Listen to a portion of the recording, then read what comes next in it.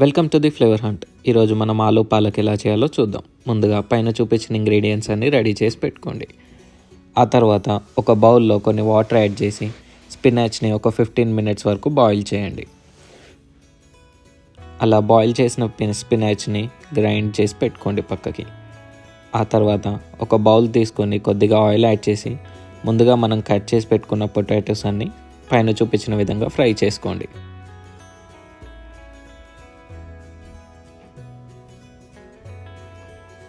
ఇప్పుడు కొద్దిగా turmeric powder add చేసి ఒకసారి బాగా కలుపుకొని అవి లైట్ బ్రౌన్ కలర్ వచ్చేంత వరకు వేయించుకోండి.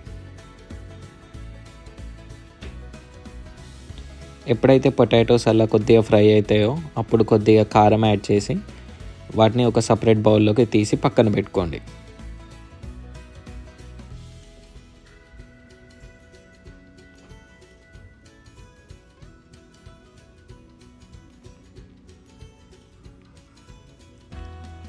ఇప్పుడు అదే ఆయిల్లో కొద్దిగా ఆవాలు, కొద్దిగా జీలకర్ర, ఎండుమిర్చి మరియు కర్రీ లీవ్స్ వేసి ఆ తర్వాత ముందుగా మనం జీలకర్ర మరియు వెల్లుల్లి అందులో వేసి ఒకసారి బాగా కలుపుకోండి. ఆ తర్వాత ఆనియన్స్ యాడ్ చేసి గోల్డెన్ కలర్ వచ్చేంత వరకు ఫ్రై చేసుకోండి. అందులో కొద్దిగా కొత్తిమీర మరియు 1 tablespoon turmeric powder add చేసి ఒకసారి బాగా కలపండి. ఇప్పుడు 1 tablespoon ginger garlic paste వేసి పచ్చివాసన పోయేంత వరకు బాగా కలుపుకోండి. తర్వాత మనం ముందుగా కోసి పెట్టుకున్న 2 టమాటోస్ కూడా యాడ్ చేసి ఒకసారి బాగా కలిపి మూత పెట్టేసి బాగా మగ్గనివ్వండి.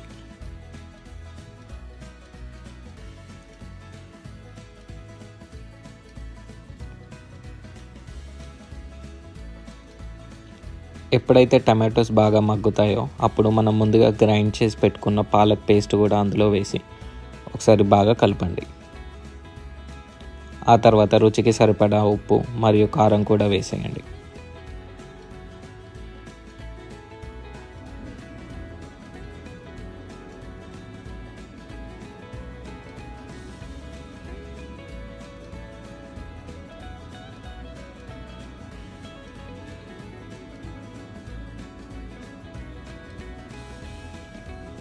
ఇప్పుడు ఒకసారి కలిపేసి మూత పెట్టేసి ఒక 15 నిమిషాలు మీడియం హీట్లో కుక్ చేయండి.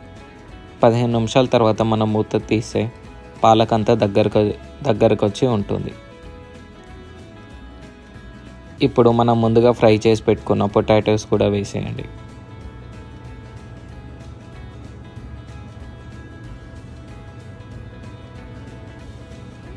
పొటాటోస్ వేసినాక ఒకసారి కలుపుకొని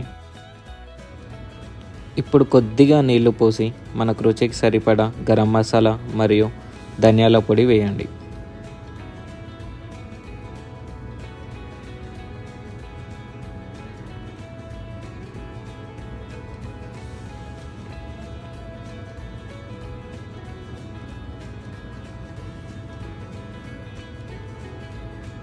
ఇప్పుడు ఒక 10 నిమిషాలు మీడియం హీట్లో కుక్ చేసుకుంటే మూత పెట్టేసి మన ఆలు పాలక్ రెడీ అయిపోతుంది.